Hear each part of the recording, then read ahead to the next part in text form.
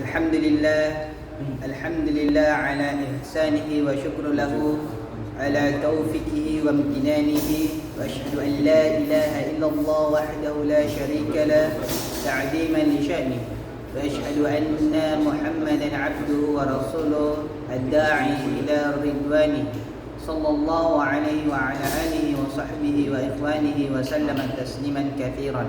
Amma ba'du. Pada kesempatan ini saya ingin menyampaikan tentang pentingnya pendidikan kewarganegaraan khususnya bagi kita sebagai mahasiswa, generasi muda, calon intelektual umat.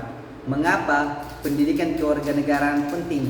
Karena ia bukan hanya berbicara soal hafalan Pancasila atau Undang-Undang Dasar 1945, tapi lebih dari itu, ia mengajarkan kita tentang jati diri bangsa, identitas nasional, ciri dan karakter khas bangsa Indonesia, serta yang paling penting, tujuan besar atau cita-cita bangsa yang harus kita pahami dan wujudkan bersama.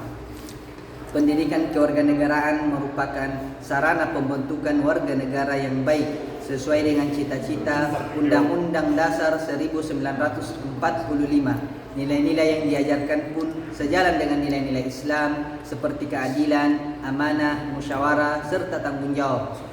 Dan sosial ekonomi, tujuan negara yang bertuang dalam pembukaan Undang-Undang Dasar 1945 setidaknya mencakup 4 hal, yaitu melindungi segenap bangsa Indonesia dan seluruh tumpah darah Indonesia, memajukan kesejahteraan umum, mencerdaskan kehidupan bangsa, dan ikut melaksanakan ketertiban dunia berdasarkan kemerdekaan, perdamaian abadi, dan keadilan sosial. Tujuan ini bisa tercapai apabila seluruh elemen bangsa ikut ambil bagian dalam hal ini. Adalah pemerintah yang utamanya adalah presiden dan menteri. Juga termasuk kita sebagai hukum ekonomi syariah. Kita bukan hanya belajar teori ekonomi Islam, tapi juga dituntut untuk memahami sistem kenegaraan, konstitusi dan sejarah bangsa kita. Saudara-saudaraku sekalian, pendidikan kewarganegaraan kita berlandasan pada konstitusi Undang-Undang Dasar 1945 yang telah melalui 5 tahapan penting dalam sejarahnya. Yang pertama, Piagam Jakarta disusun sebelum kemerdekaan sebagai hasil kesepakatan BPUPKI. Perubahan pertama menjadi Undang-Undang Dasar 1945 pada tanggal 18 Agustus 1945. Perubahan ketiga menjadi Konstitusi Republik Indonesia Serikat yang disingkat menjadi RIS karena tekanan Belanda dan sekutunya. Perubahan keempat menjadi Undang-Undang Dasar sementara atas desakan M. Nasir dan pihak lainnya.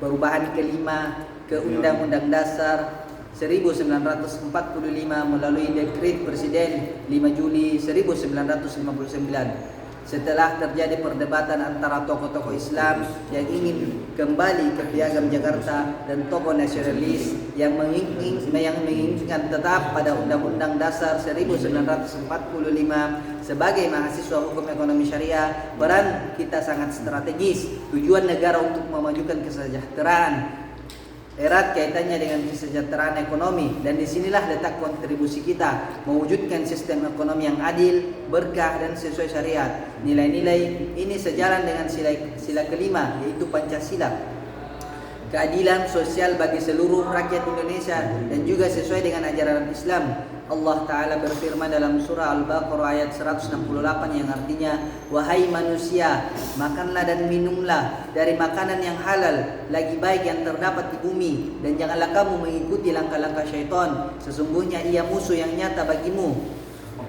Hadirin yang dirahmati Allah, marilah kita jadikan pendidikan kewarganegaraan ini bukan hanya sebagai mata kuliah, tapi sebagai kesadaran hidup. Kita ini muslim, kita ini warga negara, dan kita adalah generasi penerus masa depan. Tugas kita ringan tapi sangat mulia.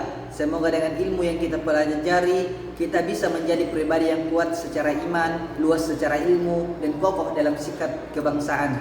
Semoga pula kita menjadi bagian dari solusi bagi umat dan bangsa, bukan menjadi beban. Billahi taufiq. Subhanakallahumma bihamdik, asyhadu an la ilaha illa anta, astaghfiruka wa atubu ilaik.